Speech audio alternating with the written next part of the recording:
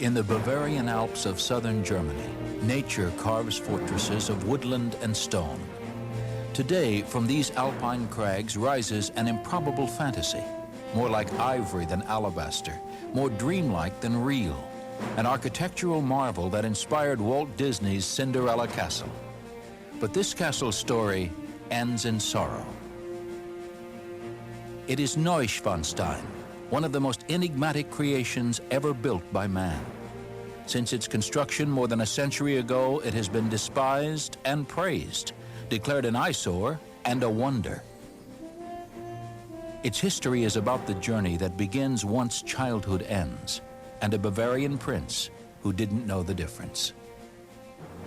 Ludwig II, Bavaria's king from 1864 to 1886.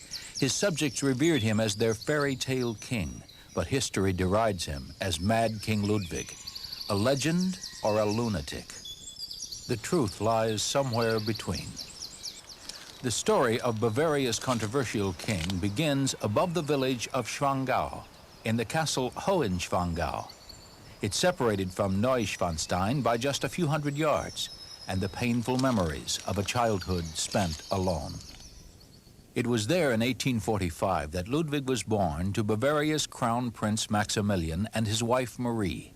She was a dedicated alpine climber with little interest in rearing children. He was a biologist who knew a lot about science, but nothing about raising a king. From his earliest days at Hohenschwangau, Ludwig's hungry mind was steeped in romantic fantasy.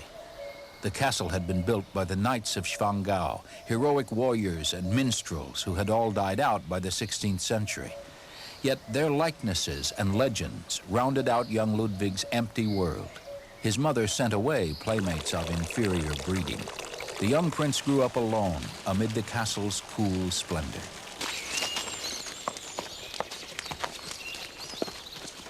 Enraptured by nature and legends of heroic deeds, Ludwig felt he was headed for a life of greatness. Instead of resenting his royal blood, he looked forward to someday taking the throne.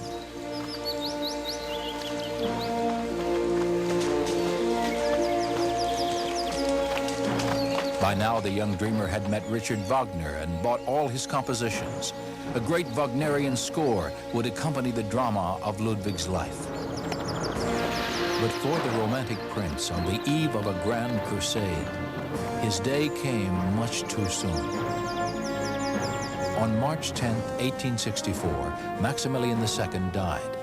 Ludwig was thrust onto the throne. He knew nothing about the world and less about politics. Yet more than anyone, he understood the sacredness of his position, his legacy to uphold. He would offer his people a hero. But the government only wanted a figurehead, a king in name alone. With deep resentment, the king returned to Hohenschwangau. There he received heads of state, including Otto von Bismarck, whose career would launch the fortunes of Germany. His celebrity won Ludwig a passel of female admirers. Some were said to fall in love with the king at first sight. He became engaged to a young Bavarian princess. Fondly, he nicknamed her Elsa, after the heroine of Wagner's opera, Lohengrin. Commemorative coins were ordered and a wedding coach for two. But Ludwig backed out. He was rarely seen in women's company again. Failed in politics and now romance, a challenge lay before the chastened king: to reawaken his power to dream. With his great family fortune, he began a castle of dreams on a plateau where two ancient citadels overlooked his ancestral home. 450 tons of cement, 465 tons of Salzburg marble, 500,000 bricks. It would take an army of men 17 years, starting in 1869. Even before it was complete, it was clear this would be no castle at all. It would be a fabulous monument to Romanticism and a shrine for Ludwig's hero, a man the king called king, Richard Wagner.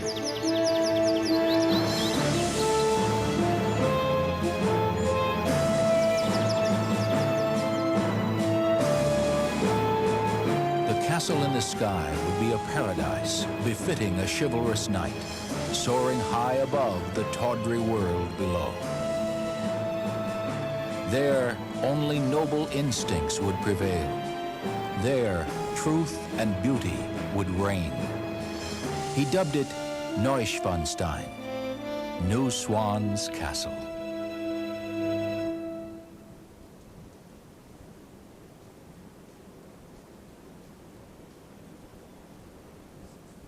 More than 60 feet long, its magnificent throne room was a rebuke to Ludwig's detractors in Parliament.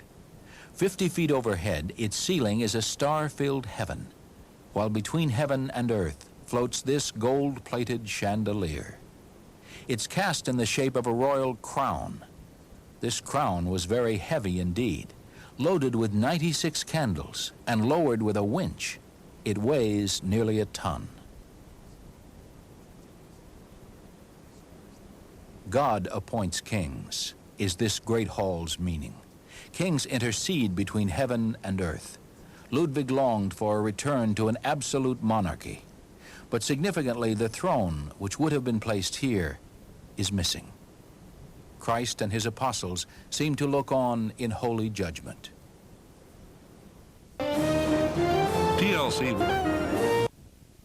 As the castle neared completion, few people but Ludwig and one or two intimates ever set foot inside. Yet during its construction, the king spent many hours here in his customary solitude. As he turned his back on government duties, tensions with Parliament grew. Bavaria's clergy and narrow-minded aristocracy complained about the money he was spending on Wagner. After meeting his idol in 1864, Ludwig moved him to Munich and supported him lavishly. Finally, in a newspaper, Ludwig's enemies accused Wagner of sedition. This image of a plague, this paid music maker, this man has the intention of isolating the king and exploiting him for the treasonable ideas of a revolutionary party.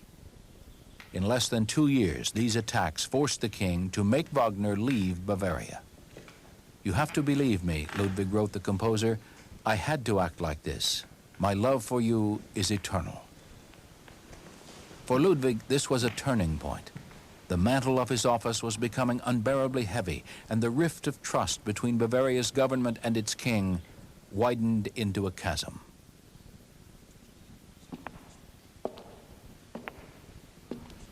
In Neuschwanstein's Singers' Hall, Ludwig made good on his pledge to Wagner.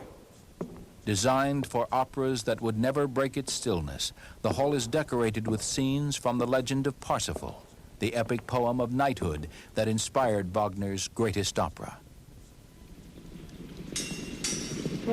Theater painters created this artwork following Ludwig's specifications.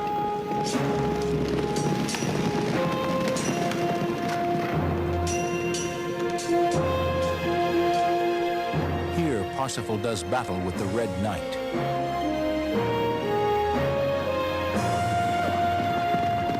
King Ludwig might have identified with the romantic hero's ordeal.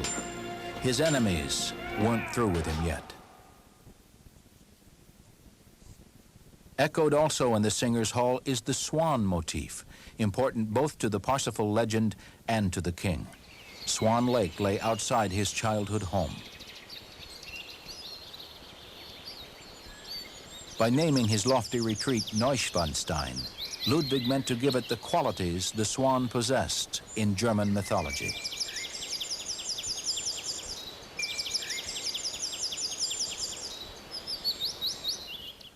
Artwork in the king's living room picks up where the Parsifal legend leaves off. In Wagner's opera Lohengrin, Parsifal asks his son to defend Elsa of Brabant. All behold the miracle of the Holy Grail, visible only to those who are pure in spirit.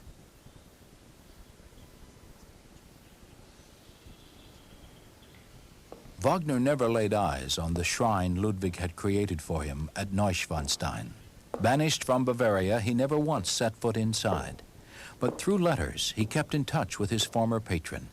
To a friend, he wrote, The king is unfortunately so noble and brilliant, so magnificent and soulful, that I fear his life must vanish like a fleeting stream in this coarse world. Wagner might have feared for the young king's mind had he seen this. Between the living room and the study, Ludwig built a cave, another scene from another of the master's operas, this from Tannhauser, about a German minstrel and crusader. Now, even Ludwig's beloved subjects referred to him as the fairy tale king. Obesity had begun to corrupt his good looks. He grew addicted to drugs prescribed by doctors for chronic insomnia and excruciating toothaches. His weight kept him from riding and hiking. He withdrew from friends, the local farmers, and worse, his beloved Alps.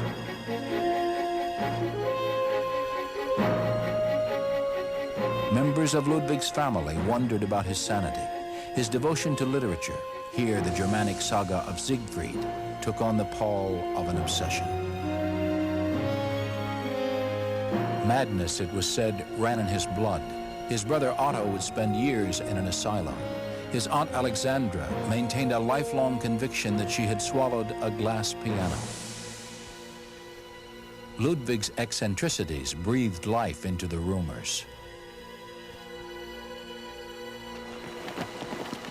Sleigh rides under the cover of night were the king's response to his increasingly painful shyness.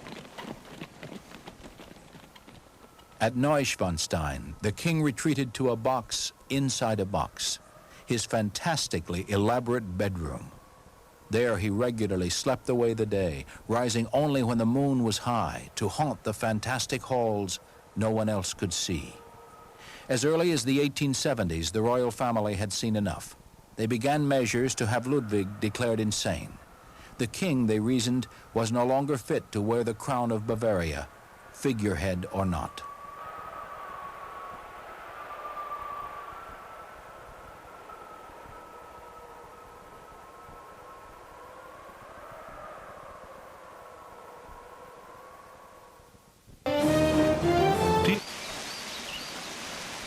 By 1879, Ludwig completed the Palace Linderhof, intended as another memorial to Louis XIV of France. Called a white Rococo confection, Linderhof might have startled residents of the French palace Trianon. It was an exact copy, set just 50 miles from Neuschwanstein. On a covert mission to France, the fairy tale king had copied the design. The Linderhof was only the second of 3 sumptuous residences Ludwig was building, and at his death, architects were drawing plans for more. For the royal romantic, Linderhof was a celestial retreat where he could cultivate his new obsession. This one would introduce scandal to the grievances mounting against Ludwig. Male lovers. This is the Munich actor Joseph Kainz. He accompanied King Ludwig on vacations to Switzerland and met him for trysts at the Linderhof. There, the two would indulge in opium while enjoying the geometric intricacies of this Moorish kiosk. Ludwig had it transplanted intact from a park in Bohemia.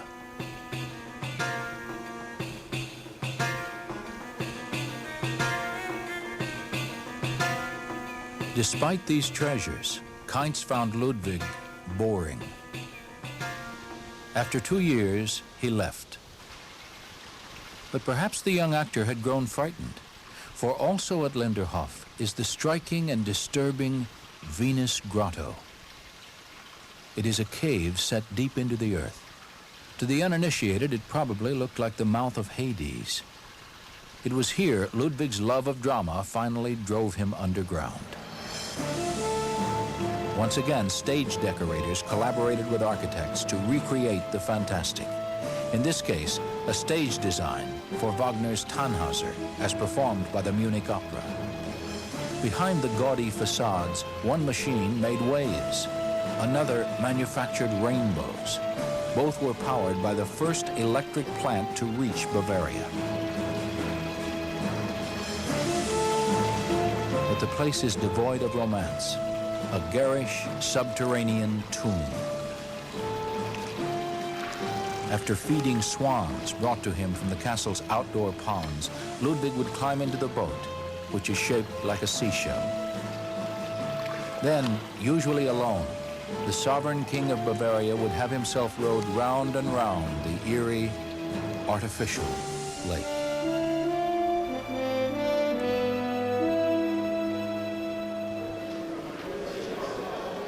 By 1886, the king's detractors, his royal family, and government ministers had found their common purpose. Together, they manufactured evidence of the king's insanity, including entries in his diary that later proved to be forgeries. One of their more subtle stories was that the main stairway at Neuschwanstein was reserved for Ludwig's use alone. At the slightest violation of this rule, the king would fly into a most unkingly rage. This story, and others like it, were false. But the stairway did hold a special place in the king's heart.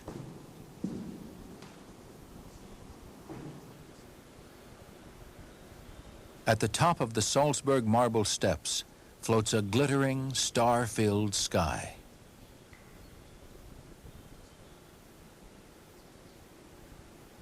The central column of the staircase, a majestic date palm, appears to hold up the roof of heaven.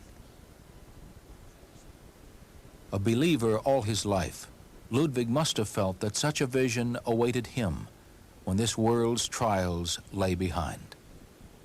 He had just one more to endure.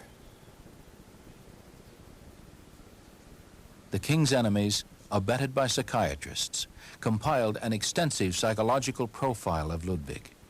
They especially noted his romantic excesses. Their goal was to prove that the king was incapacitated by mental illness. To achieve it, they gathered interviews from dozens of people, few who'd actually had much contact with Ludwig, many with reason to resent him. No examination of the king was ever made. As for Ludwig, there's little doubt he foresaw the impending coup. Local townspeople even offered him a plan of escape, but the king seemed resigned to his fate. Shortly before the catastrophe, Ludwig wrote to the American author Lou Vanderpool, "Insults wound me so deeply that they disarm me. They force me to the ground, and I am sure they will one day destroy me. I am called a fool. Will God call me a fool when I am summoned before him?"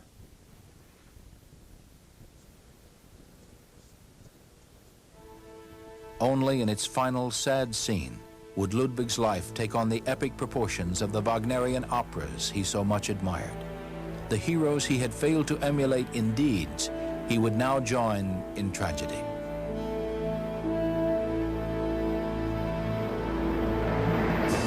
June 10th. At 4 in the morning, a government commission seized the king at Neuschwanstein and sped him away to a prison at Burg Castle. They paused only to change horses. On the evening of June 12th, he went for a walk with his physician, Dr. von Guden, around Starnberg Lake. Earlier in the day, the doctor had remarked that the king seemed obedient, even willing to undergo treatment that would cure him. Mysteriously, as the two set out, von Guden dismissed the guards assigned to accompany them. His reasons for doing so are still the subject of heated speculation.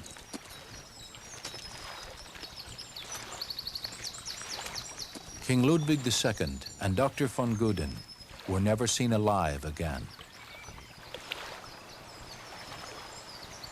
A frantic search by the castle staff revealed the king's coat near the lake.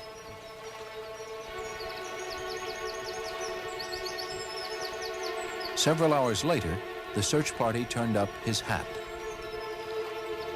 Soon the bodies were discovered, drowned.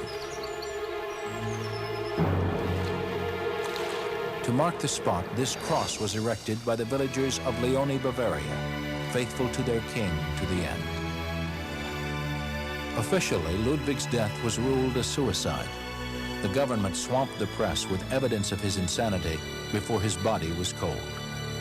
A few weeks later, Neuschwanstein was opened for tourism. Allegations of conspiracy persist to this day. To his beloved countrymen, their favorite king lives on through his extravagant creations. For us, his legacy is a blend of fantasy and tragedy that challenges the mind. As the king himself once wrote, "I want to remain forever an enigma to myself and to others."